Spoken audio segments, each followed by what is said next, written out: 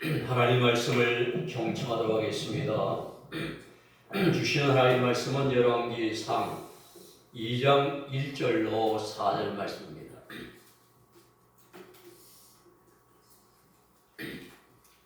제가 받들어 읽어드리겠습니다. 다윗이 죽을 날이 임박함에 그 아들 솔로몬에게 명하여 가로되 내가 이제 세상 모든 사람의 가는 길로 가게 되었노니 너는 힘써 대장부가 되고 내 하나님 여호와의 명을 지켜 그 길로 행하여 그 법률과 계명과 율례와 증거를 모세 율법에 기록된 대로 지키라. 그리하면 내가 무엇을 하든지 어디로 가든지 형통할지라.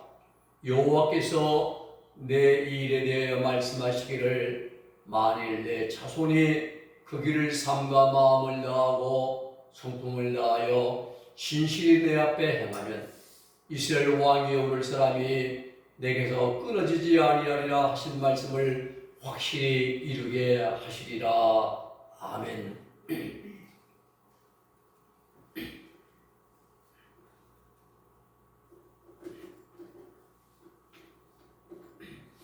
전도서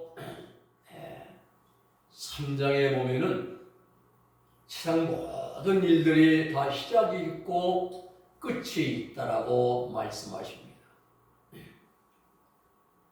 천하의 범사가 기한이 있고 그 목적이 모든 목적이 이룰 때가 있다니 있나니라고 말씀하십니다. 그렇습니다. 사람이 날 때가 있으면 죽을 때가 있습니다. 사람뿐만 아니라 모든 것이 그렇습니다. 꽃이 필 때가 있으면 떨어질 때가 있고 곡식을 심을 때가 있으면 거둘 때가 분명히 있습니다. 또 사람이 울 때가 있으면 웃을 때도 있기 마련입니다. 또 사랑할 때가 있으면 미워할 때도 있습니다. 전쟁할 때가 있으면 평할 때도 있습니다. 세상 모든 것들이 다 상대성입니다. 이러한 이치는 하나님께서 정해놓으신 하나님의 섭리이기도 합니다. 날 때가 있으면 그 사람이 영원히 사는 것이 아니라 죽을 때가 있습니다. 다윗은 자신이 죽을 날, 세상을 떠날 날이 가까이 왔음을 직감을 했습니다. 그리하여 사랑아들 이제 솔로몬을 불러놓고 당부의 말을 남깁니다. 이것을 우리는 유언이라 이렇게 말합니다. 오늘 본문의 말씀은 다윗의 유언입니다. 유언은 끼칠 유자에다가 말씀 언자입니다. 죽음에 이르기 직전에 남기는 말, 이것을 유언이라 이렇게 말합니다. 유언은 그 사람이 죽기 직전에 남기는 말로서 법률적 효력을 가집니다. 오늘 본문은 다윗의 유언의 내용입니다.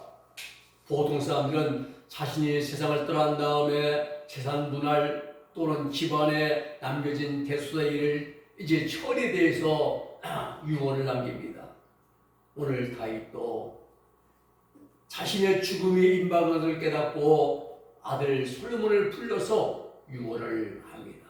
이때 솔로몬의 나이는 약혼의 나이 약 한 20세 정도 된 나이였습니다. 20세가 채 안 됐을 거예요. 다윗은 아버지이자 선왕으로서 솔로몬에게 마지막 당부를 합니다. 파란만장한 인생의 여정을 살아왔던 다윗이 아들 솔로몬에게 유언한 내용을 우리 살펴보면서 하나님 우리에게 주시는 은혜를 함께 나누고자 합니다. 첫째는 너는 신앙의 대장부가 되라 라고 당부합니다. 본문 1의 말씀 보면 너는 힘써 대장부가 되고 라고 말씀합니다. 이 말씀을 지켜가면 너는 강건하라, 그리고 너는 용사가 되어라, 이런 뜻입니다. 그렇습니다. 다윗이 솔로몬에게 마지막 당부한 말은 너는 대장부가 되라는 권고했습니다. 이 말은 모세가 여호수아에게 당부한 유언이기도 합니다. 여호수아 1장 6절의 말씀 보면은 강하고 담대하라. 7절에도 오직 강하고 극히 담대하여 라고 말씀합니다. 또 여호수아 1장 9절에 말씀하기를 내가 내게 명령한 것이 아니냐. 강하고 담대하라. 두려워하지 말며 놀라지 말라. 내가 어디로 가든지 내 하나님 여호와가 너와 함께하리라고 말씀했습니다. 오늘 여러분, 솔로몬의 나이는 20세 정도로 약간의 나이였는데 어린 나이입니다. 다윗처럼 산전수전 다 겪고 왕위에 오르는 것이 아닙니다. 아버지 다윗과 어머니 밧세바의 보호 가운데서 평안한 삶을 살다가 왕이 되는 것입니다. 더욱이 이보 형제인 아도니아의 반란과 당시의 복잡한 정치적 상황 가운데 마음을 가게 하지 않으면 안 될 그러한 상황이었습니다. 어려운 환경에 처한 솔로몬에게 너는 힘써 대장부가 되라 라고 다윗은 당부를 합니다. 그렇습니다. 다윗이 누굽니까? 수많은 전쟁터에서 을 누비면서 일정을 살아온 사람이 다윗입니다. 여기서 대장부란 말은 남을 때리고 그런 것이 아니라 신앙적인 면과 영적인 면에서 담대한 자가 되라 이런 말씀이에요. 담대해야죠. 강한 정신력과 강한 신앙을 가진 사람이 대장부입니다. 물론 남자보다 더 큰 믿음과 신앙을 가진 여자들도 있었습니다. 드보라 여선지는 여자지만은 가난한 사람들과 싸워서 승리했지 않습니까? 사사 드보라. 또 그에 보면 변기생 나와 모압 여인 룻, 어려운 환경 속에서 믿음을 굳게 한 그러한 믿음의 대장부들입니다. 그렇습니다. 믿음의 사람은 능히 모든 거칠고 사람 환경 가운데 싸워서 승리하는 사람들이 믿음의 사람들입니다. 우리 주님의 요한복음 16장 33절에서 이렇게 말씀하십니다. 세상에서는 너희가 환난당하나 담대하라. 내가 세상을 이겼노라 하시니라. 우리 예수님도 세상과 싸워서 이기신 믿음과 신앙의 대장부이십니다. 그러면 예수님이 싸운 세상이 무엇인가? 세상에는 세 가지가 있습니다. 요한일서 2장에 보면 잘 나와 있죠. 육신의 영역, 안목의 영역, 이생의 자랑입니다. 세상에 있는 건 육신의 정욕이에요. 육신이 즐기고 좋아하는 것들 생에 꽉 차있지 않습니까? 또 안목의 영역, 우리 눈으로 바라보면서 즐기는 것들 생에 다 곳곳에 있습니다. 또 이생의 자랑, 남에게 드러내 보이고 자랑하고 싶은 그러한 것들이 세상에 너무나 많습니다. 여러분, 믿음으로 구원받은 성도들이 싸움의 대상은 외적인 싸움이 아닙니다. 이런 것도 싸우는 거예요. 근데 가장 중요한 게 내적인 것이죠. 양명연세에 보면은 파산 중적이 파심 중적난이라 했습니다. 내가 밖에서 산속에서 맞는 도적은 내 힘으로 물리칠 수가 있는데 파심 중적난, 내 속에서 일어난 그 도적은 그게 정욕입니다. 이생의 자랑, 육신의 정욕, 안목의 자랑, 이겁니다. 바로 내 속에 일어난 적은 우리가 물리칠 수가 없다 이 말입니다. 그렇습니다. 우리 구원받은 성도들의 싸움은 밖이 아니라 내 안에 있습니다. 내 안에 네 가지 예정과 다섯 가지 욕망이 있는 이것과의 싸움이에요. 남녀 간의 예정, 혈육 간의 예정, 친구 간의 예정, 사물에 대한 예정, 식욕, 명예욕, 수면욕, 또 이제 물욕, 소욕, 이런 것들이 우리의 싸움의 대상이라고 갈라디아에서 말씀해 주고 있습니다. 우리 마귀는요, 내가 가지고 있는 육신의 이 성질 중에서 가장 약한 부분을 타고 공격을 줍니다. 가장 약한 부분이에요. 약점. 우리가 옛날에 전제에 보면 소원을 공개할 때도 가장 약한 부분을 공개하지 않습니까? 공략하죠? 네, 똑같아요. 네. 모든 사람들이 여기에서 넘어지고 그리고 범죄하고 실패를 합니다. 명예에 좋아한 사람은 각종 모임에 분주하게 만드는 걸로 말미암아서 영적인 그러한 실패를 하게 만듭니다. 마귀들이. 사업으로 된 애정에 깊숙이 빠져 살아가는 사람들은 각종 산으로 바다로 꽃밭으로 끌고 나가는 거예요. 주님과의 만남의 시간을 자꾸 단축하고 빼앗고 그곳에 끌려가는 거예요. 그뿐이 아닙니다. 여행 좋아하는 사람들은 철마다 여행을 즐기게 함으로써 결과는 하나님과 점점 더 멀어지게 만들고 결국에는 실패하게 만드는 것입니다. 그곳에 가서 여행할 때 하나님이 계십니까? 하나님 발견 못해요. 육신의 정욕 너무 좋다, 즐겁다, 참 좋다. 네.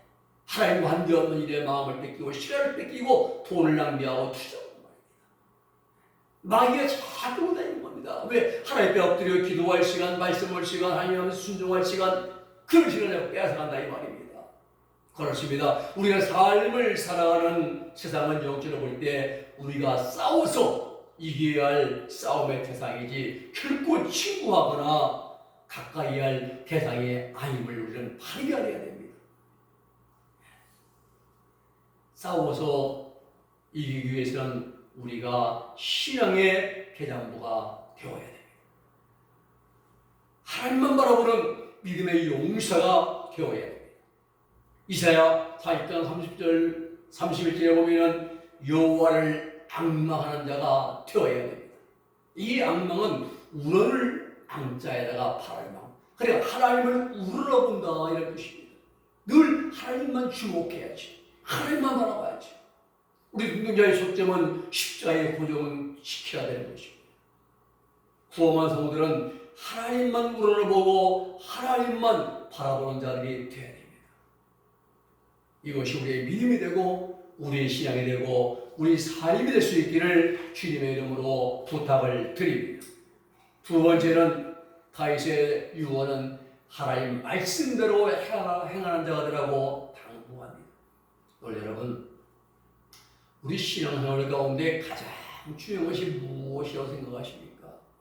주일 성수 맞습니다. 11조 생활 기본입니다. 기도하는 일 필요합니다. 봉사하고 전도하고 구제하는 일 다 필요한 일들입니다. 그러나 이런 일들보다 가장 근본적이고 가장 기본적인 일이 있습니다. 무엇입니까? 하나님 말씀대로 행하는 삶입니다. 이게 중요한 것입니다. 우리 믿음과 신앙의 근본 뿌리는 하나님 말씀입니다.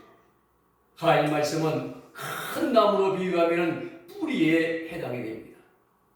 그 어떤 나무든지 간에 뿌리가 시원찮으면 오래 지탱하지 못하고 쓰러지고 말르고 썩고 맙니다. 뿌리를 깊이 내려야 됩니다. 그 깊이 내린 뿌리를 통해서 영양분을 공급받아야 그 나무는 열매도 맺고 가지도 풍성하고 항상 푸르고 청정할 수가 있습니다. 우리 구원한 성도의 신앙생활도 하나님을 믿고 신뢰하고 순종하는 이제 삶이 돼요. 그리고 이렇게 우리가 하나님의 말씀을 믿고 신뢰하는 것이 우리의 신앙의 삶이라고 한다면 가장 기본되는 것이 뭐니까? 하나님 말씀입니다. 신앙의 대장부가 되는 길은 언제 어디서나 하나님 말씀대로 따라 행하는 그러한 삶에 있다는 사실입니다. 본문 3절입니다. 내 하나님 여호와의 명을 지켜 그 길로 행하여 그 법률과 계명과 율례와 증거를 모세의 율법에 기록한 대로 지켜라. 그러면 내가 무엇을 하든지 어디로 가든지 형통할지라 라고 말씀합니다. 여호와의 명, 법률, 계명, 그리고 율례, 증거, 모세의 율법 이게 하나로 쭉 나오는데 이 모든 것을 딱 하나로 압축하려면은 하나님 말씀입니다. 법률도 하나님 말씀, 여호와의 명도 하나님 말씀, 율례도 하나님 말씀, 증거도 하나님의 말씀, 모세 율법이 하나님 말씀 아닙니까? 하나님 말씀대로 따라 행하라는 거죠. 그렇습니다. 우리가 믿음과 신앙의 대장부 되는 비결은 성경 지식에 있지 않습니다. 성전을 여러 곳에 건축하는 것도 그런 게 있지 않습니다. 수많은 부흥집회에 인도할 수 있지 않습니다. 단 한 가지 하나님 말씀 내 안에 있습니다. 첫째는 그 말씀을 순종함에 있고, 둘째는 하나님 말씀을 따름에 있습니다. 세 번째도 역시 하나님 말씀을 지켜 행하는 삶에 있습니다. 신앙종은 하나님 말씀대로 산 사람이 신앙종은 사람인 거예요. 하나님 말씀은 우리 구원받은 성도들의 삶의 기준임과 동시에 표준인 것입니다. 하나님 말씀이 우리 인생길에 지침이 되고 그리고 나침반이 되는 것입니다. 또 하나님 말씀은 우리를 죄에서 구원으로 이끌어내 주시고 구원의 길 끝자락에서 영원한 생명으로 우리를 인도해 주는 것이 하나님 말씀입니다. 명예, 지식, 물질 우리를 생명으로 인도해 주지 못합니다. 우리를 구원해 주지 못합니다. 하나님 말씀 안에 있습니다.